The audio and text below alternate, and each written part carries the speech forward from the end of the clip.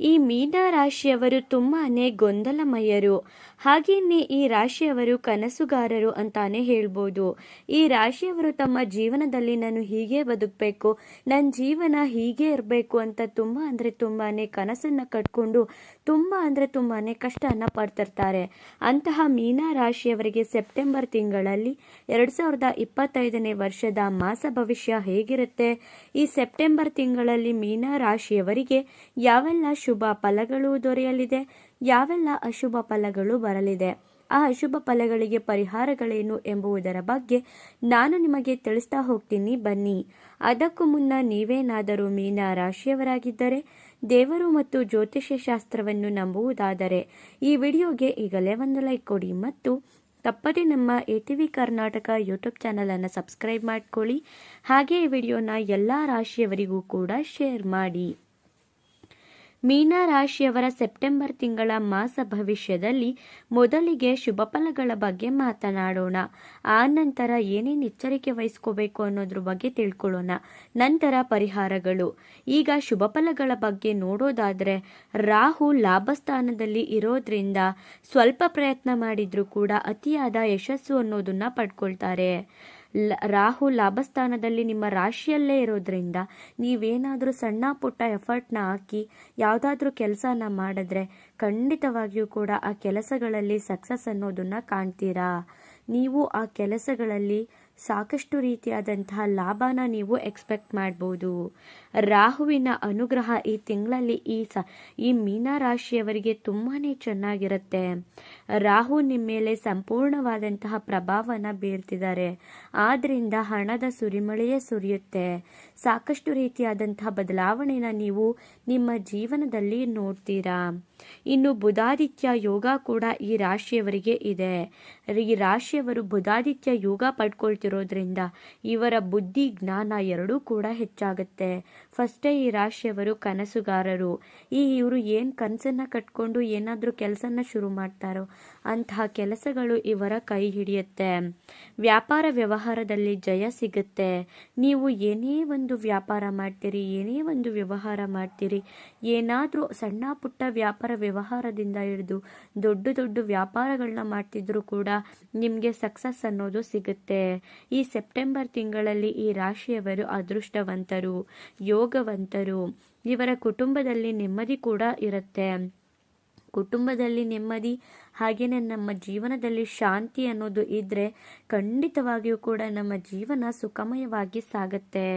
ಹಾಗಾಗಿ ಕುಟುಂಬದಲ್ಲಿ ನೆಮ್ಮದಿ ಇರೋ ಕಾರಣ ಈ ರಾಶಿಯವರು ಸಾಕಷ್ಟು ರೀತಿಯಾದಂತಹ ಸಂತೋಷದ ದಿನಗಳನ್ನು ಕಾಣಬಹುದು.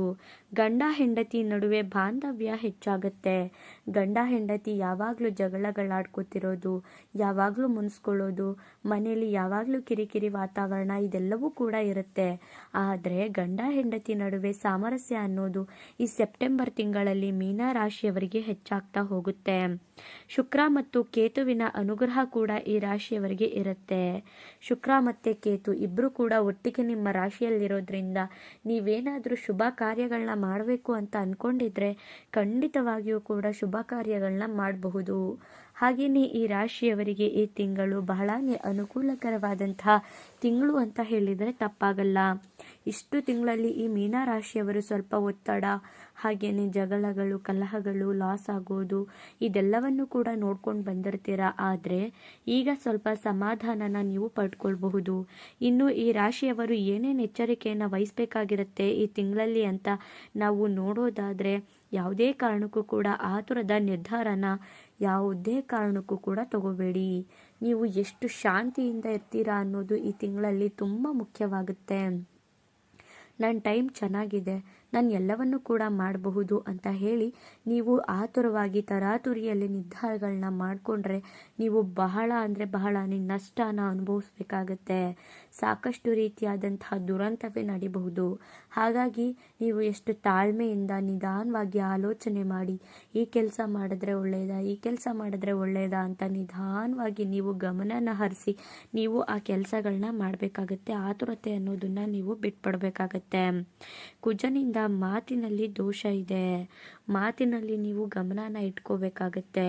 ಕುಜ ನಿಮ್ಮನ್ನ ಮಾತಿನ ಮುಖಾಂತರ ಜಗಳಗಳನ್ನ ತರ್ತಾರೆ. ನಿಮ್ಮ ಟೈಮ್ ಚೆನ್ನಾಗಿದೆ, ನೀವು ಏನೇ ಒಂದು ಕೆಲಸ ಮಾಡಿದ್ರೂ ಕೂಡ ಸಕ್ಸಸ್ ಕಾಣ್ತೀರಾ. ಆದರೆ ಕುಜ ನಿಮ್ಮನ್ನು ಮಾತಿನಿಂದ ಆ ಕೆಲಸಗಳು ಹಾಳಾಗೋ ರೀತಿ ಮಾಡ್ತಾರೆ. ಹಾಗಾಗಿ ನೀವು ಎಷ್ಟು ತಾಳ್ಮೆಯಿಂದ ಮಾತಾಡ್ತೀರಾ, ಎಷ್ಟು ಇತಿಮಿತಿಯಿಂದ ಮಾತಾಡ್ತೀರಾ ಅನ್ನೋದು ತುಂಬ ಇಂಪಾರ್ಟೆಂಟು. ನೀವು ಎಷ್ಟು ಕಡಿಮೆ ಮಾತಾಡ್ತೀರಾ ಅಷ್ಟು ನಿಮ್ಮ ಜೀವನದಲ್ಲಿ ಸೆಪ್ಟೆಂಬರ್ ತಿಂಗಳಲ್ಲಿ ಲಾಭವೇ ಇರುತ್ತೆ. ನೀವು ಎಷ್ಟು ತೊಂದರೆಗಳನ್ನ ತರ್ಕೊಡ್ತೀರಾ ಅಂದರೆ ನಿಮ್ಮ ಮಾತಿನಲ್ಲಿ ನೀವು ಸುಮ್ಮನೆ ಜಗಳಗಳು, ಸುಮ್ಮನೆ ಕಲಹಗಳು ಬರುತ್ತೆ. ಹಾಗೆಯೇ ಸಮಾಜದಲ್ಲಿ ಕೆಟ್ಟ ಹೆಸರನ್ನ ಪಡ್ಕೊಂಡ್ಬಿಡ್ತೀರಾ. ಹಾಗಾಗಿ ಮಾತಿನಲ್ಲಿ ಗಮನ ಕೊಡಿ. ನಷ್ಟದಲ್ಲಿ ಶನಿ ಇರೋದ್ರಿಂದ ನಿಮ್ಮ ಕೆಲಸಗಳು ಡಿಲೇ ಆಗ್ತಾ ಬರುತ್ತೆ. ಇವಾಗ ಯಾವುದೋ ಒಂದು ಕೆಲಸ ಆಗಬೇಕಾಗತ್ತೆ, ಆ ಕೆಲಸಗಳು ನಿಮಗೆ ಡಿಲೇ ಆಗುತ್ತೆ.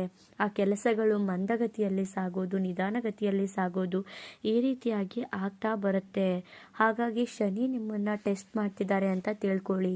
ನೀವು ಎಷ್ಟು ಡಿಸಿಪ್ಲಿನ್ ಆಗಿ, ಎಷ್ಟು ಕರೆಕ್ಟಾಗಿ ನೀವು ಎದ್ದು ಆವತ್ತಿನ ಕೆಲಸ ಆವತ್ತೇ, ಆಗಿನ ಕೆಲಸ ಆಗಲೇ ಮಾಡ್ತೀರಾ ಅನ್ನೋದನ್ನು ಶನಿ ಗಮನ ಇಟ್ಟು ನೋಡ್ತಿರ್ತಾರೆ. ನೀವು ಎಷ್ಟು ಡಿಸಿಪ್ಲಿನ್ ಆಗಿರ್ತೀರೋ ಅಷ್ಟು ಶನಿ ನಿಮಗೆ ಒಳ್ಳೆ ಪ್ರಭಾವನೇ ಬೀರ್ತಾರೆ. ಗುರುವಿನಿಂದ ವಿದ್ಯೆಯಲ್ಲಿ ತೊಂದರೆ ಬರಬಹುದು. ಅತಿಯಾದ ಎಫರ್ಟ್ಸ್ನ ವಿದ್ಯಾರ್ಥಿಗಳು ಹಾಕಬೇಕಾಗತ್ತೆ. ಗುರು ನಿಮಗೆ ವಿದ್ಯಾರ್ಥಿಗಳಿಗೆ ವಿದ್ಯಾಭ್ಯಾಸದಲ್ಲಿ ತೊಂದರೆಗಳನ್ನ ಕೊಡ್ತಿದ್ದಾರೆ. ಹಾಗಾಗಿ ನೀವು ತುಂಬ ಎಫರ್ಟ್ ಹಾಕಿ ಓದಬೇಕಾಗತ್ತೆ. ನೀವು ಓದಿರ್ತೀರಾ, ಅದೆಲ್ಲವೂ ಕೂಡ ನಿಮಗೆ ಗೊತ್ತಿರತ್ತೆ. ಸಡನ್ನಾಗಿ ವಿದ್ಯೆಯಲ್ಲಿ ನಿಮಗೆ ಭಂಗ ಬರುತ್ತೆ. ಸಡನ್ನಾಗಿ ಮರ್ತು ಹೋಗೋದು ಅಥವಾ ನೀವು ಕಲ್ತಿರೋದು ಬರದೇ ಇರೋದು, ಈ ರೀತಿಯಾಗಿ ಆಗೋಗುತ್ತೆ. ಹಾಗಾಗಿ ಗುರುವಿನ ಆರಾಧನೆ ಮಾಡ್ಕೊಳ್ಳಿ. ಜೊತೆಗೆ ನೀವು ಎಷ್ಟು ಎಫರ್ಟ್ ಹಾಕಿ ಈ ತಿಂಗಳಲ್ಲಿ ಓದ್ತೀರಾ ಅನ್ನೋದು ತುಂಬ ಮುಖ್ಯವಾಗುತ್ತೆ. ಇನ್ನು ವಿದ್ಯೆಯಲ್ಲಿ ಆಸಕ್ತಿ ಕಮ್ಮಿ ಆಗುತ್ತೆ, ಹುಷಾರಾಗಿರಿ. ವಿದ್ಯೆಯಲ್ಲಿ ಆಸಕ್ತಿ, ನೀವು ಚೆನ್ನಾಗಿ ಓದ್ತಾ ಇರ್ತೀರಾ, ಚೆನ್ನಾಗಿ ಎಜುಕೇಷನಲ್ಲಿ ಇರ್ತೀರಾ, ಆದರೆ ಗುರು ನಿಮ್ಮನ್ನು ದಿಢೀರಂತ ನಿಮ್ಮ ವಿದ್ಯೆಯಲ್ಲಿ ಅವರು ಗುರಿನ ಕಡಿಮೆ ಮಾಡ್ತಿರ್ತಾರೆ, ಆಸಕ್ತಿನ ಕಡಿಮೆ ಮಾಡ್ತಿರ್ತಾರೆ.